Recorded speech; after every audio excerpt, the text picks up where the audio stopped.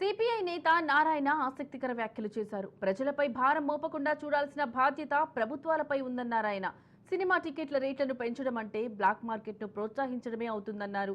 Cinema వాళ్ళు 1000 కోట్లు పెట్టి సినిమాలు తీస్తున్నారని నారాయణ అన్నారు. 1000 కోట్లు పెట్టి సినిమా తీసి 2000 కోట్లు వసూలు చేస్తున్నారని విమర్శించారు.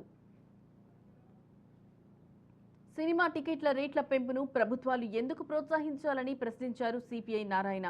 సందేశాత్మక చిత్రాలకైతే ప్రోత్సాహకాలు ఇవ్వాలని, క్రైమ్ అశ్లీలతను పెంచే సినిమాలకు ప్రోత్సాహకాలు ఎందుకు ఇవ్వాలని ప్రశ్నించారు. ఎర్రచంద్రం స్మగ్లర్ ని హీరోగా చూపించి దాన్ని యువత మీద రుద్దుతున్నారని అసహనం వ్యక్తం చేశారు. సినిమా హీరోలు రోడ్ షోలు చేయడం సరికాదని నారాయణ అన్నారు. హీరోలు వచ్చినప్పుడు అభిమానులు వెంటపడడం సహజమని చెప్పారు. ఇలాంటి రోడ్ షోలకు అనుమతించకూడదని సూచించారు.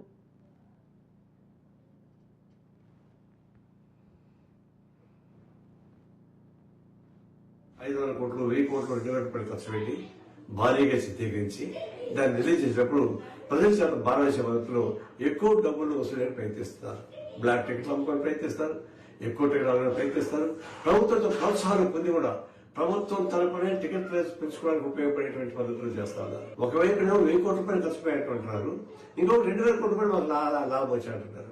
అటువంటిప్పుడు ప్రభుత్వం ఎందుకు ప్రోత్సహించాలా, ఎందుకు టికెట్ పెంచుకుని ఏర్పాటు చేయించాలా? ఆ నేపథ్యంలో పుష్ప సినిమా మనం చూడాలి. పుష్ప సినిమా ఏంటి, అది క్రైమ్ సినిమా బాగా చూస్తారన్నమాట వాస్తవమే. కానీ పేరు మోసిన ఎర్రచంద్రం స్మగ్లింగ్ ఒక అంశాన్ని ఇతివృత్తాన్ని తీసుకొని దాన్ని ఒక హీరోయిన్ సృష్టించి దాన్ని ప్రజల యూత్ కి అట్రాక్ట్ చేయించి చివరికి అసైన పూర్తితో కూడినటువంటి సినిమాలు. చివరికి రష్మిక చెప్పింది బాధపడుతూ, నాకు ఇష్టం లేదు డాన్స్ వేయడానికి, కానీ తప్పనిసరిగా నిర్మాత ప్రోత్సహించడం వల్ల చేయాల్సి వచ్చింది. అలాంటి మహిళలు ఎంతో మంది ఆత్మాభిమానం చంపుకొని ఆ కళా పోషణ ఉన్నటువంటి చూస్తా ఉన్నాం. ఈ పద్ధతుల్లో హ్యూమినేట్ చేస్తూ మానవతను హరిస్తూ దీన్ని ప్రోత్సహిస్తామంటే అది ఆదర్శవంతం కానే కాదు.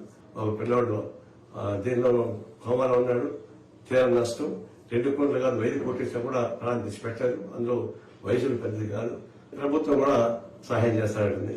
మనమంతా అందరూ కూడా సహాయం చేయాల్సిందే. అయితే ఇప్పుడు చర్చ జరగబోతున్నాయి.